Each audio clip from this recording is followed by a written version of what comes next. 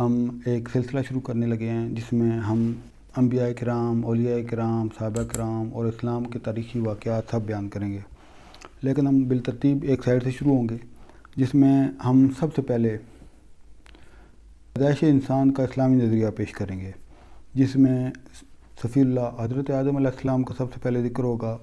سب سے پہلے پیدائش اور انسان کی پیدائش اور اس بارے میں ساری گفتگو ہوگی۔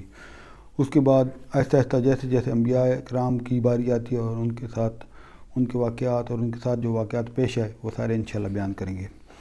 سب سے پہلے ہم ادھر انسان کی پیدائش کا اسلامی نظریہ، جو اسلام نے انسان کی پیدائش کا ایک سائنسی نظریہ ہے، پیدائش انسانی کا اسلامی نظریہ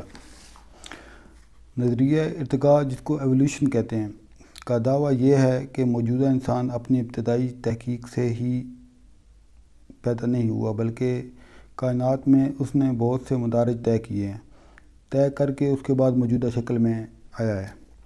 مبدأ حیات نے جمادات و نباتات کی مختلف شکلیں اختیار کر کے ہزاروں لاکھوں برس بعد درجہ بدرجہ ترقی کر کے پہلے ایک پانی کا ایک دانہ، پانی کا ایک قطرہ بنا، پھر اس کے بعد لباس پہنایا، پھر طویل مدت کے بعد مختلف چھوٹے بڑے طبقات سے گزر کر موجودہ انسان کی شکل میں وجود پذیر ہوا۔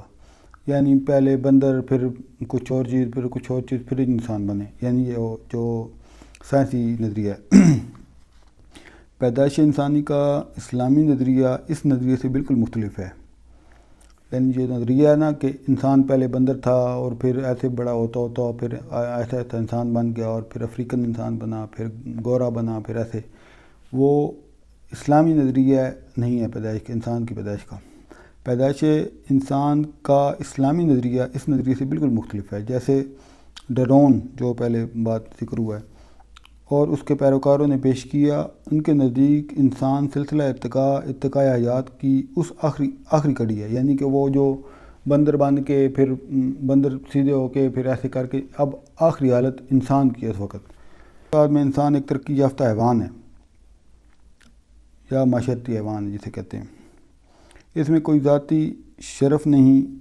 اپنے نظریہ کی حمایت میں دلائل کا انبار لگانے والے اس گروہ کو آج تک نہیں کھول سکے کہ کس طرح حیوان انسان بن گیا۔ اس کے برعکس قرآن کے نزدیک انسان ایک عظیم المرتب اور جلیل القدر مخلوق ہے، اللہ تعالیٰ کی بڑی اچھی تخلیق ہے۔ یہ تسلیم کہ اس کا خمیر خاک کے ذروں سے اٹھایا گیا، لیکن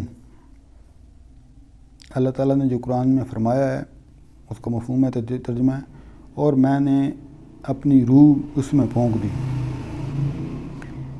دی کی آمیزش سے ذرے رش کے ماہ مہر بن گئے، یہاں تک کہ نور کائنات کو عذرائے تعظیم اس کے سامنے سربسجود ہونا پڑا۔ یعنی جب اللہ تعالیٰ نے فرشتوں کو حکم دیا تھا کہ اس انسان کے آگے سجدہ کریں، یہ اگر حیوان سے انسان بنا ہوتا تو پھر یہ کام سارے نہ ہوتے۔ وہ انسان جو حیوان کی ترقی یافتہ صورت ہے، اس انسان سے کتنا پست اور چھوٹا نظر آتا ہے، جو سطح زمین پر اللہ تعالیٰ کے نائب کی حیثیت سے جلوہ نما ہوا ہے، جس کے علوم کی وسعت نے عالم بالا کے مکینوں کو حیران کر دیا ہے۔